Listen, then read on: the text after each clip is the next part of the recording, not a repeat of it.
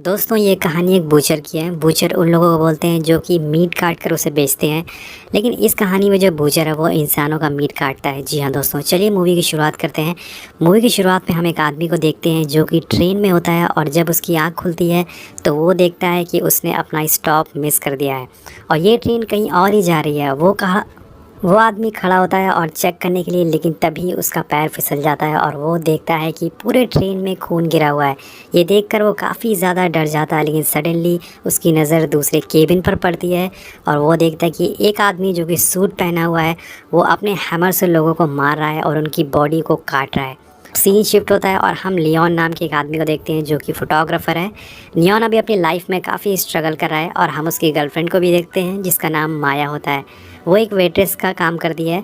Leone और माया एक दूसरे से काफ़ी प्यार करते हैं, लेकिन दोनों के पास कोई सिक्योर जॉब नहीं है। तो अब माया अपने फ्रेंड जार्गिस से बोलकर लियोन के लिए एक आर्ट गैलरी में उसका अपॉइंटमेंट फ़िक्स करवाती है ताकि वो अपनी फ़ोटोज़ वहाँ पे लगा सके और कुछ पैसे कमा सके। जब नेक्स्ट डे वो आर्ट गैलरी में जार्गिस के साथ पहुँचता है तो हम इस गैलरी की ओनर को देखते हैं जिसको कि लियोन की फ़ोटो कुछ खास पसंद नहीं आती है। वो लियोन की फ़ोटोज़ देखकर बोलती है कि तुम्हें थोड़ी देर और वेट करना चाहिए फ़ोटोज़ खींचने के लिए, उसके बाद एक तुम्हें परफेक्ट फ़ोटो मिल पाती। उसकी फ़ोटो को रिजेक्ट कर देती है और बोलती है कि कुछ और अच्छी फ़ोटोज़ खींच के लाओ, इसके बाद मैं तुम्हें अच्छी जॉब दे सकूँगी। उसके बाद रात में उसको वही ट्रेन के सपने आते हैं जिसमें लोगों के मर्डर हो रहे हैं। उसके बाद वो स्टेशन पर जाता है और कुछ यूनिक फ़ोटो खींचने की कोशिश करता है, लेकिन वहाँ पर कुछ लड़के एक लड़की को छेड़ रहे होते हैं और तभी वो उनकी फ़ोटोज़ निकालना शुरू कर देता है। लेकिन लास्ट में वो उस लड़की को बचा भी लेता है और जिसके लिए वो लड़की उसको किस करती है और वहाँ से ट्रेन लेने के लिए निकलने ही वाली होती है। तभी गेट बंद होने लगता है, लेकिन अचानक से एक आदमी अपने हाथ से ट्रेन का गेट रोक देता है, खोल देता है और उसको अंदर बुला लेता है। दोस्तों, इस आदमी के हाथ में हम एक 8 स्टार वाली अंगूठी देखते हैं और ये सारी चीज़ें लियोन देख रहा होता है। वो एक फ़ोटो भी क्लिक कर लेता है उसके हाथ की और अब वो लड़की आराम से गाने सुनते हुए ट्रेन में बैठ जाती है और आराम से गुनगुनाने लग जाती है। फिर हम देखते हैं कि ट्रेन में एक अलग ही रूट पर चली जाती है। फिर तभी पीछे से सूट पहना हुआ आदमी आता है और उसे जान से मार देता है। अब लियोन सारी फ़ोटोज़ को माया को दिखाता है, जिसे देखकर माया काफ़ी खुश हो जाती है कि उसने काफ़ी यूनिक फ़ोटोज़ लिए हैं।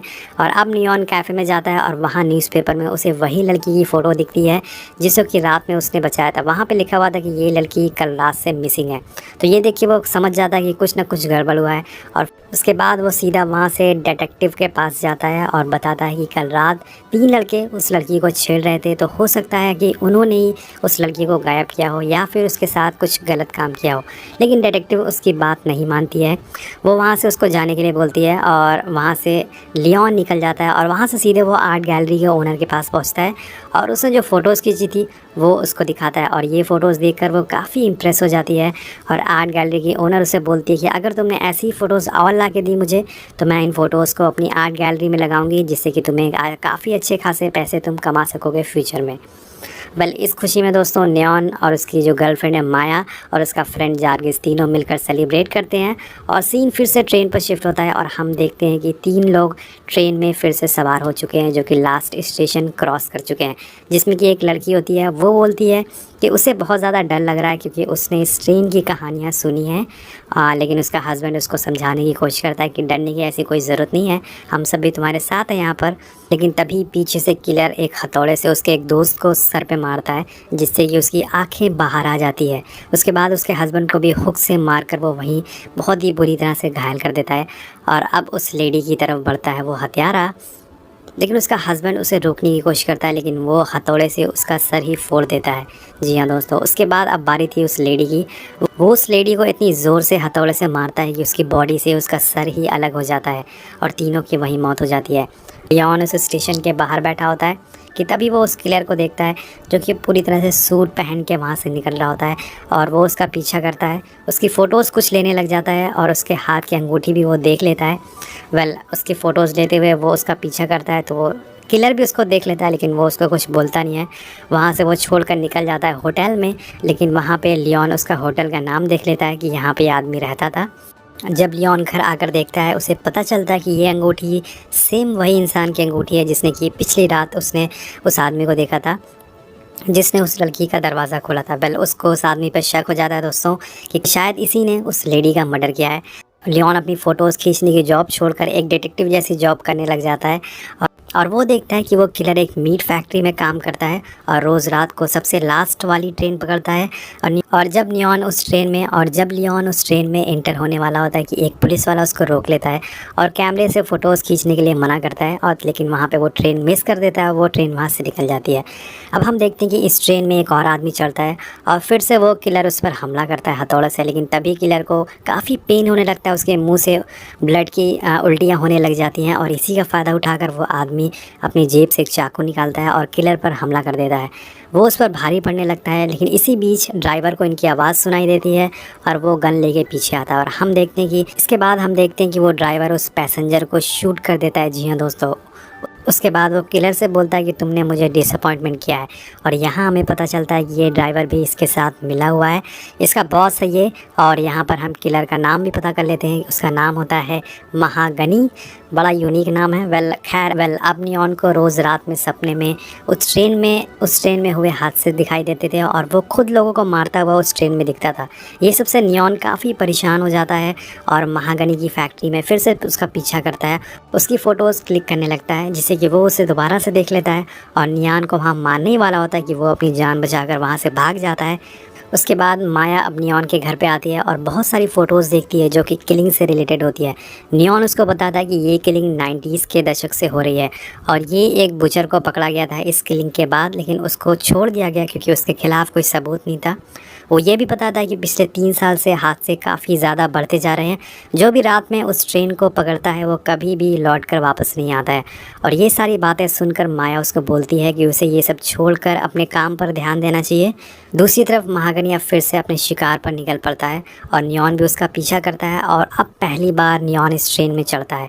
वहीं छुपकर वो पीछे बैठ जाता है दूसरे केबिन में, और जैसे ही महागनी 2 लड़कों को हैमर से मारता है वो उसकी बहुत सारी फ़ोटोज़ लेना चालू कर देता है। फिर हम देखते हैं कि जो किलर है महागनी है, उनकी बॉडी से कपड़े जूते उतार देता है और साथ में ही उनके दांत भी तोड़ देता है और लास्ट में उनके बाल भी पूरी तरह से काट देता है, मतलब पूरी तरह से उनको वो क्लीन कर देता है और सभी बॉडीज़ को हुक में लटका देता है। दोस्तों ये काफ़ी डरावना सीन है मूवी में। खैर अब महागनी नियॉन को भी देख लेता है उसकी फ़ोटो क्लिक करते हुए और उसे उसका पीछा करता है और भागते हुए वो उसे पकड़ लेता है और मारकर बेहोश कर देता है।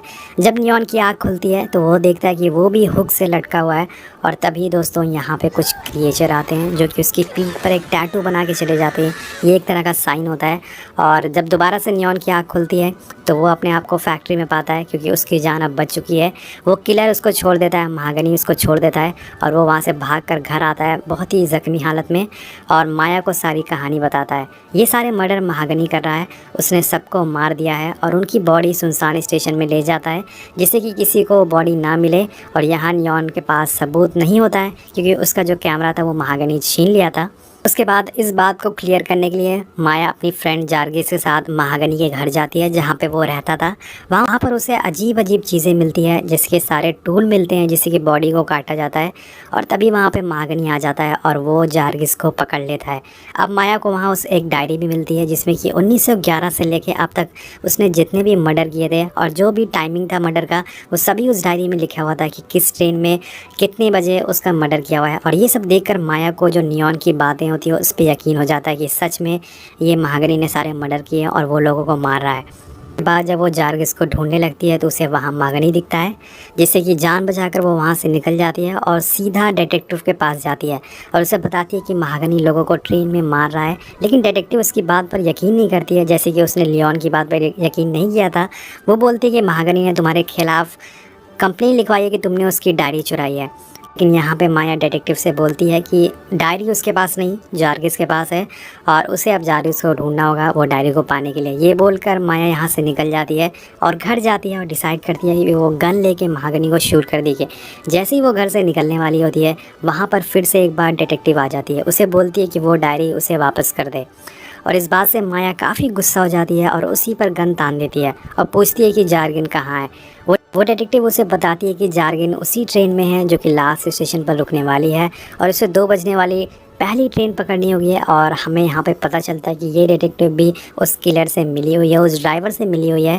खैर माया आखिरी ट्रेन पकड़ लेती है और जब वो डोर खोलती है दोस्तों दूसरे केबिन का ट्रेन का, तो वो ये सारी चीज़ें देखकर शॉक हो जाती है। वहाँ पर बहुत सारे लोगों की डेड बॉडीज़ लटकी हुई थी, टांगी हुई थी। ऐसा लग रहा था ये तंदूरी चिकन यहाँ पे बेचा जा रहा है।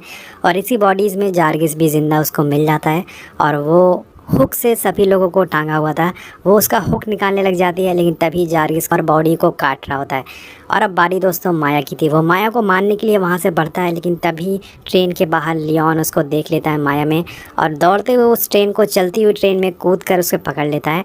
उसके बाद किसी तरह माया वहाँ से छुप जाती है और लियोन और महाबनी के दोनों के बीच में काफ़ी तगड़ी वाली फाइट होती है, जिसमें कि एक चाकू से जारगिस को चोट लग जाती है, जारगिस कट जाता है उसका पेट और उसकी वहीं मौत हो जाती है। अब फाइनली दोस्तों लियोन उस किलर को हरा देता है और ट्रेन से बाहर फेंक देता है। ये सोचता है कि इसकी जान बच गई है, लेकिन तभी ट्रेन एक सुनसान स्टेशन पर रुकती है और ड्राइवर उसके पास आता है और बोलता है कि मीट से दूर रहना, यहाँ पर जो सारी डेड बॉडीज़ हैं उनसे दूर रहना। यहाँ पे दोस्तों एक क्लाइमेक्स रिवील होता है इस मूवी का। इस मूवी की सारी जो सच्चाई है वो रिवील होती है। हम वहाँ पर बहुत सारे रेप्टाइल क्रिएचर देखते हैं जो कि सारी डेड बॉडीज़ को खा रहे थे दोस्तों। इन लोगों को इसलिए मारा जा रहा था ताकि वो इन लोगों का खाना बन सके। और ये दोनों इस जानने के बाद ये ट्रेन से उतर जाते हैं और तभी वहाँ पे महागनी दोबारा से आ जाता है। वो अभी भी ज़िंदा था, मरा नहीं था, और वो लियोन पर हमला कर देता है। दोनों के बीच काफ़ी भयंकर वाली फ़ाइट होती है और लास्ट में लियोन उसके गले में हड्डी घुसा देता है और फाइनली महागनी की मौत हो जाती है। और तभी वहाँ पर ड्राइवर आता है, वो बताता है कि ये क्रिएचर इंसानों के पैदा होने से पहले से यहाँ पर रह रहे हैं और उसे ये भी बताता है कि महागनी का यही काम होता था कि लोगों को मारे और इन क्रिएचर को उसका खाना खिलाए। ऐसा वो इसलिए करता था क्योंकि ये क्रिएचर दिन में किसी पर हमला ना करें। ये क्रिएचर काफ़ी ज़्यादा खतरनाक थे, अगर इनको छोड़ दिया जाए तो ये दिन में काफ़ी लोगों को मार के खा सकेंगे। इसीलिए वो लोगों को मारता था और इनका खाना बनाता था ताकि पूरी दुनिया में एक संतुलन बना रहे। कुछ लोगों को सेक्रीफाइस करके बाकी लोगों की जान बचाई जा सके, ऐसा इसलिए वो करता था। उसने नियॉन की बॉडी पर टैटू बनाकर नियॉन को आगे के काम के लिए चुना था दोस्तों, क्योंकि हमने जो टैटू देखा था नियॉन की बॉडी पे वो एक्चुअल में उसको अब लियोन का काम करना था।